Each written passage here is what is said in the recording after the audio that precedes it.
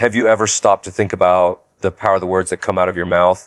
Have you noticed how a single word can change the entire atmosphere of your home? Many times we don't realize it, but from our tongue life can spring forth or death. Padre Pio, the stigmatized friar who could see straight into human souls, discovered something that modern psychology is just beginning to understand. Your home has a spiritual immune system, and certain words act like viruses that can completely destroy it. He warned the tongue can be an instrument of holiness, or it can be the rope with which the devil drags a soul to hell. I'm going to reveal 5 specific words that are so spiritually toxic they can literally invite demonic oppression into your living room. 5 words that seem harmless but work like spiritual termites slowly eating away at the foundation of peace in your home. And if you've been wondering why your teenager suddenly became rebellious, why your marriage feels cold, why arguments explode over nothing, the answer might be hiding in the words you've been speaking without realizing their devastating power. If you believe that words have the power to transform your home, write in the comments, Padre Pio, help me sanctify my home. Your participation doesn't just help this message reach more families, it creates a spiritual agreement that God will honor in your own home. What I'm about to share isn't just spiritual advice. It's spiritual warfare strategy that could be the key to rescuing your family from forces you didn't even know were attacking you. But here's what's incredible. Just as these words can destroy when you replace them with words of blessing, your home can become a little piece of heaven on earth. By the end of this message, you'll know exactly which words to eliminate and exactly what to say instead. So stay with me, because what you're about to learn could change everything about the atmosphere in your home. The first word that should never pollute your home's atmosphere is, and all vulgar profanity like it. I know some of you might think this is obvious, but hear me out. There's something happening in the spiritual realm when these words are spoken that most people completely miss. Have you ever noticed that when someone drops a curse word, like the atmosphere becomes heavy, tense, almost as if something breaks in the air? The saints used to say that angels withdraw from places where there are dirty words, because these words don't praise God but offend him deeply. They create what Padre Pio called spiritual cracks through which darkness can enter your home. Padre Pio was extremely strict about this. He would harshly rebuke anyone who used profanity because he said that the devil hides in coarse language and feeds on verbal filth. Every time you let a word like slip in your home, you're essentially giving the enemy permission to make himself comfortable in your living room, at your dinner table, in your children's bedrooms. But here's what will shock you. Your children's minds are like sponges, and they absorb not just the words, but the spiritual atmosphere those words create. A home where profanity is common becomes a home where other ugly things start feeling normal too. Disrespect, rebellion, anger, they all follow in the wake of vulgar language. Think about it this way. Your home isn't just a physical space. It's a spiritual sanctuary that God wants to protect and bless. When words like fill the air, it's like opening windows to let polluted air contaminate the pure atmosphere that should exist where your family lives, loves, and grows. I remember Padre Pio telling someone who struggled with this habit, every time you feel the urge to curse, say Hail Mary, full of grace instead, and you'll see how the environment changes. It might sound simple, but this holy man understood something profound about spiritual warfare. When you replace a curse with a prayer, you're not just avoiding saying something bad, you're actively inviting Mary, the Mother of God, into that moment. You're choosing light over darkness, blessing over curse, hope over frustration. And your family feels this change even if they can't explain it. Want a home filled with peace? Start by cleaning up your language. Every profane word is like a small invitation to chaos, but every prayer, every blessing, every word of gratitude is an invitation for angels to make themselves at home with your family.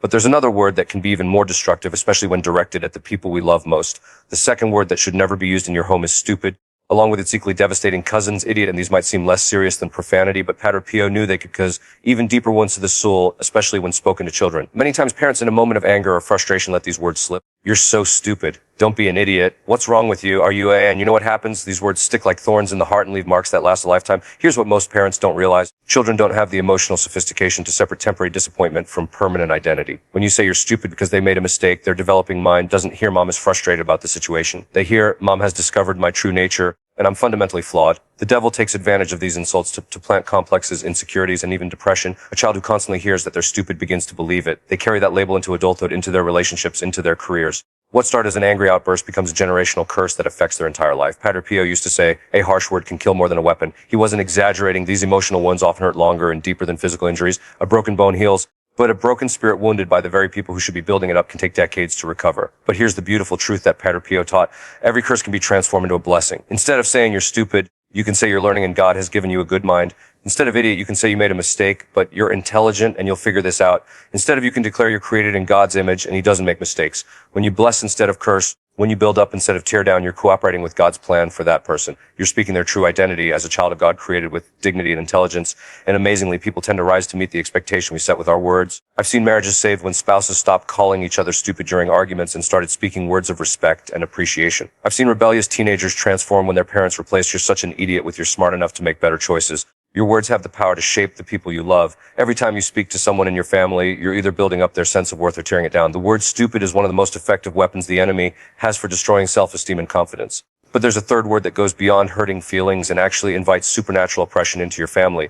As I'm sharing these truths with you, I'm reminded of how Padre Pio always emphasized that our greatest weapon against spiritual attack is the Holy Rosary. He called it the weapon that puts demons to flight and said that no home could be fully protected without the regular recitation of this powerful prayer. That's exactly why we've created something special for families like yours who are serious about spiritual warfare and protecting their homes. It's called the Power of the Rosary with Padre Pio. Miracles, protection, and divine graces, the spiritual treasure will help you learn to pray the rosary with more devotion and depth, discover the miracles and testimonies of those who have already experienced this power. Learn Padre Pio's most impactful teachings and phrases about prayer. Receive a 30-day prayer guide with daily intentions to strengthen your faith. And access special prayers for protection, healing, and liberation. The rosary is Padre Pio's greatest weapon, and today can be yours too. Don't miss this opportunity to strengthen your spiritual life with material that has already helped thousands of people. To download it, just click on the link pinned in the comments. Now let me tell you about the third word that can literally create spiritual contracts for demonic oppression. The third word that should never come out of your mouth in your home is when you speak actual curses, harmful wishes cast like poison. I hope everything goes wrong for you. May bad things happen to you. I curse the day you were born. Or simply declaring this as a curse on our family. The book of Proverbs says death and life are in the power of the tongue. Every time you curse someone, you invoke spiritual death over your home,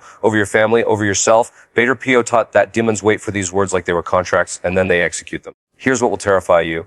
When you speak a curse, even in anger, even without really meaning, you're participating in a spiritual legal system that most people don't even know exists. You're essentially filing paperwork in the spiritual realm that gives permission for harm to come to that person. But here's what's even more tragic. Sometimes we curse ourselves and our families without realizing, this family is cursed. Nothing good ever happens to us. We're doomed to fail. Bad luck follows us everywhere. Every time you make these declarations, you're agreeing with the enemy's plan to steal, kill, and destroy everything God wants to bless in your life. Padre Pio met a woman who had been saying for years, this family is cursed, nothing good ever happens to us. And guess what? Nothing good did happen to them. Job loss after job loss, sickness after sickness, relationship after relationship falling apart. She thought she was just observing reality, but she was actually creating it with her words. When Padre Pio explained this to her, she was horrified.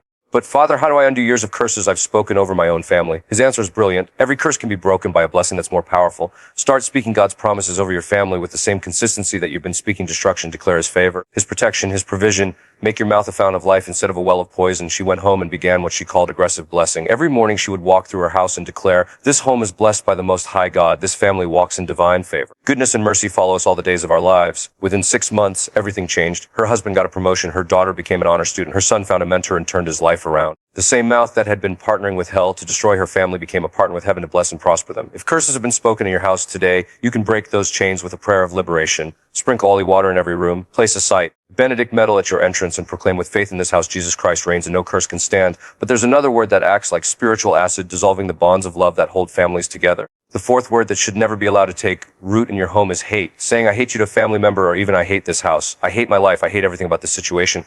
Hate is a poison that consumes the soul and destroys the peace of the home. Padre Pio used to say, where there is hatred, God cannot dwell. And the Virgin Mary in her apparitions around the world always calls us to forgiveness because forgiveness disarms the devil. When you pronounce hatred, you invite darkness to remain and multiply in your home. But let's be honest here. Sometimes the wound is so deep, the betrayal so painful, the hurt so raw that the word hate feels like the only word strong enough to express what you're feeling. The family member who should have loved you chose to hurt you instead. The spouse who promised to cherish you broke your heart. The child you sacrificed for turned against you. Here's what Padre Pio understood. Hatred doesn't hurt the person it's directed toward as much as it hurts the person carrying it. When you say, I hate you, you're not punishing them. You're imprisoning yourself. You're allowing their wrong actions to control your emotions, your peace, your relationship with God. I know it's not easy because sometimes the pain feels unbearable. But if you can say each day, Jesus, teach me to love as you love, little by little, your heart will be healed and the atmosphere of your house will be illuminated. Here's a powerful truth. Forgiveness isn't a feeling. It's a choice. It's a decision to release the other person from the debt you feel they owe you. Start small. If you can't say I love you to someone who hurt you, start with I choose not to hate you. I met a father who'd been saying I hate you to his rebellious teenage son for months. The boy had gotten into drugs stolen from the family and brought shame on their name. The father felt justified in his hatred. But when Padre Pio's teachings about the power of words reached this family, the father realized he's actually feeding the very rebellion he hated. His words of hatred were giving the enemy legal ground to make his son worse, not better. The transformation began when he replaced I hate you with I'm disappointed in your choices, but I love you and I believe God can change your heart. It wasn't easy. It wasn't natural, but it was supernatural. Within weeks, something shifted in his son. The hatred that had been met with hatred began to melt when it was met with love. The boy who had been running from a father who hated him started running toward a father who loved him despite everything. Your choice of words determines whether your home becomes a place where love multiplies or hatred proliferates. Choose carefully because the enemy is listening and so is God. But there's one final word that can completely destroy a person's sense of divine purpose and identity. The fifth word that should never be said in your home is disgrace, especially when used to refer to someone you are a disgrace to this family. This word doesn't just express disappointment. It literally means without grace, and when you apply it to someone, you're declaring that they are beyond God's grace and blessing. Padre Pio suffered when he heard fathers or mothers speak this way about their children, because he said these words leave deep spiritual wounds that are difficult to heal. When you call someone a disgrace, you're making a declaration about their spiritual condition that contradicts everything the gospel teaches about redemption.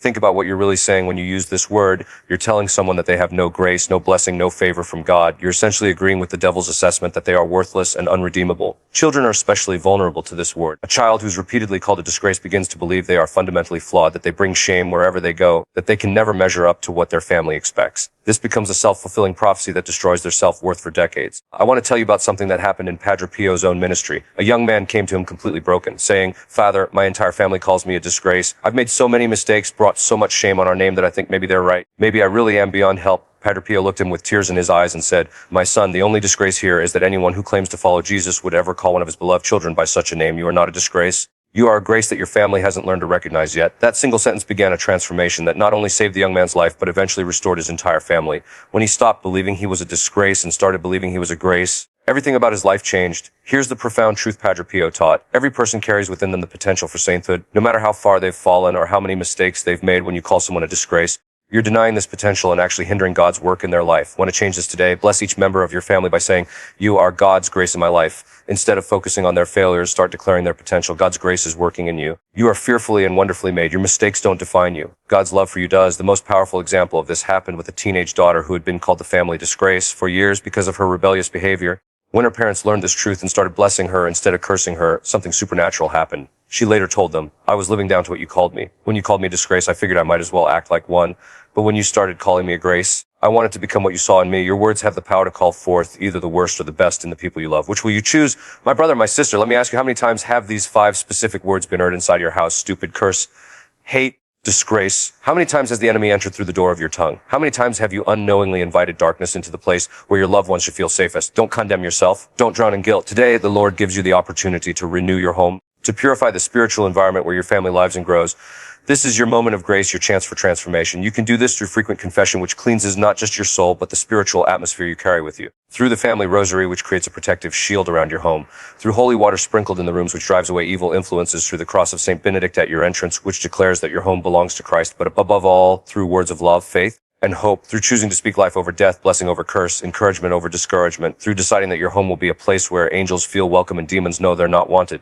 Padre Pio left us a phrase that is medicine for homes: pray, have hope. And don't worry, repeat this every day, teach it to your children, engrave it on your heart. Remember, the words you speak can be a prayer or a chain of curse. You decide what you want to sow in your house. Starting tonight, make a commitment. These 5 words: stupid, curse, hate, and disgrace will never again pollute the air your family breathes. Replace them with words that heal, blessing, intelligent, favor, love, and grace. If these teachings have touched your heart, write in the comments. Thank you, Padre Pio, for showing us the power of our words. Your gesture helps this message reach more families who desperately need to hear this warning to save the peace of their homes. Share this message because perhaps there's a family out there that urgently needs to hear this alert. Leave your prayer intentions and testimonies, because this space is a spiritual family where we all pray for one another. Let me end by praying with you. Lord Jesus, forgive every dirty word, every insult, every hatred, and every word that denied your grace in our lives. Wash our mouths with your precious blood. Holy Spirit, dwell in our home. Virgin Mary, cover us with your mantle. Saint Michael the Archangel, defend us in battle. Saint Padre Pio, intercede for our families. Amen. The change begins now. Your home can become the sanctuary that God always intended it to be. Before you go, I want to share something from my heart. Every day, we work to bring you these messages of hope and spiritual guidance inspired by the wisdom of saints like Padre Pio.